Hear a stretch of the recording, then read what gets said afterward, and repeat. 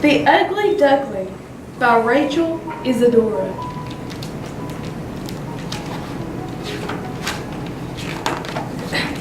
Once upon a time, at an old farm, a mother duck sat on her eggs.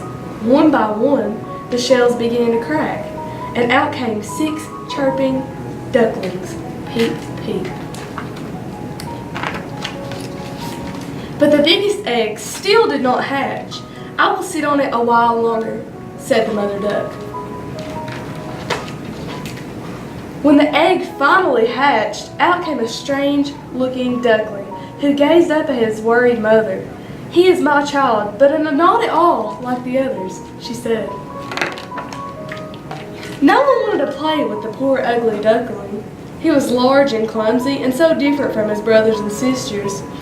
All the animals on the farm laughed at him and teased him. At night, the ugly duckling would cry himself to sleep. One day, the ugly duckling felt he had no choice but to fly away.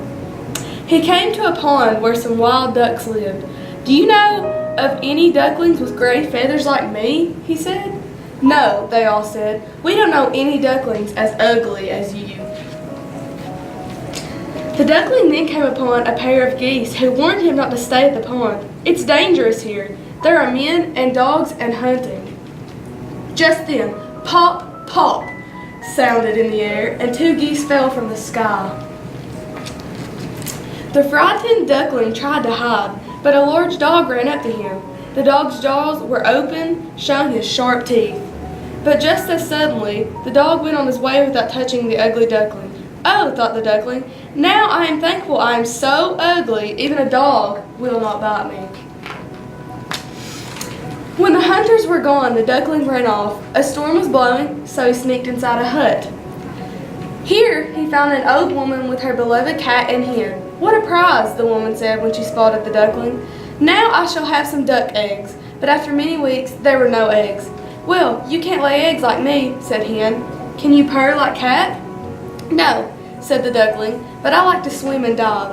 The hen and cat laughed at his foolishness. "They don't understand me either," thought the duckling.